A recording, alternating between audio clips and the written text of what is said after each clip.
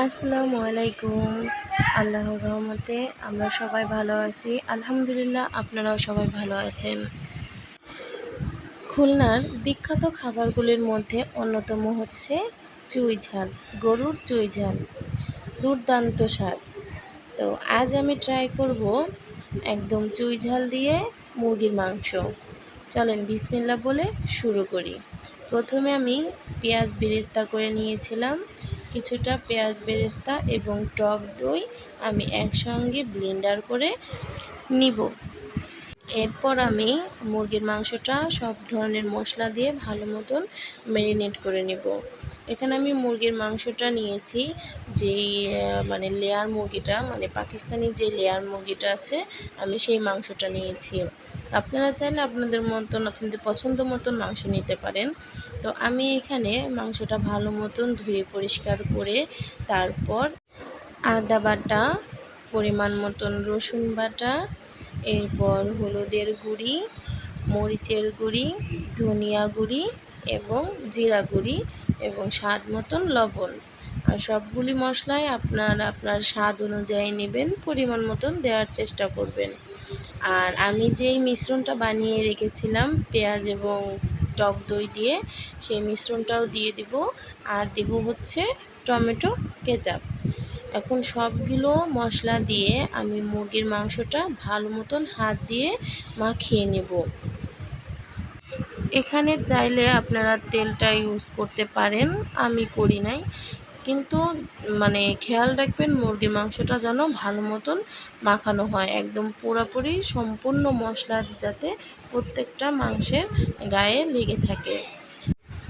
এখন আমি একটা কড়াইয়ে সরিষার তেল ভালো মতন গরম করে নেব।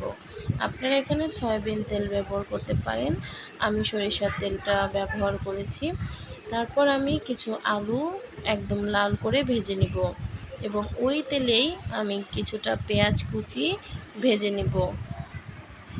পেঁয়াজ কুচিটা মোটামুটি নরম হয়ে আসলে এখন আমি ম্যারিনেট করা ওই মাংসটা পেঁয়াজ কুচির মধ্যে ঢেলে দিব। তারপর ভালো মতন একদম মিশিয়ে নেব।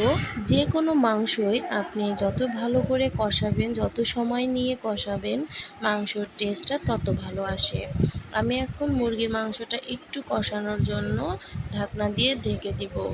আর ঢাকনা দিয়ে ঢাকার কারণে দেখেন হালকা একটু পানি ছেড়েছে। আমি কিন্তু এখানে কোনো রকম কোনো পানি ব্যবহার করি নাই। তো মাংস থেকে যেই পানিটা ছেড়েছে সেটা দিয়েই আমি একটু সময় কষিয়ে নিয়েছিলাম। মাংস থেকে যখন একদমই পানি শুকিয়ে গিয়েছিল তখন আমি তার মধ্যে পরিমাণ মতন গরম পানি দিয়ে দিয়েছিলাম।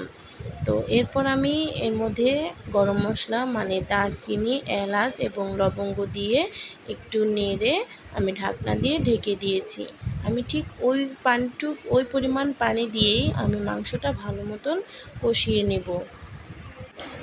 আর এই লেয়ার মুরগির মাংসটা সিদ্ধ হতে অনেক সময় লাগে। আপনারা চাইলে এটা প্রেসার কুকারেও রান্না করতে পারেন, তাহলে কিছুটা সময় বাঁচবে। এখন আমি আগে থেকে ভেজে রাখা আলু এবং কিছু রসুনের কোয়া মাংসের মধ্যে দিয়ে দিব।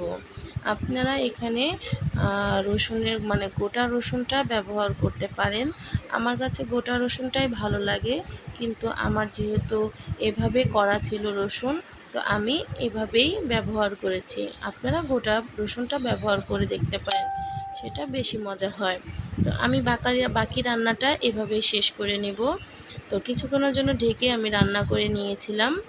এভাবেই খুব সহজেই তৈরি হয়ে গেল লোভনীয় এবং সুস্বাদু মুরগির মাংসের চুই ঝাল। অবশ্যই আপনারা ট্রাই করবেন, আলহামদুলিল্লাহ অনেক মজা হবে।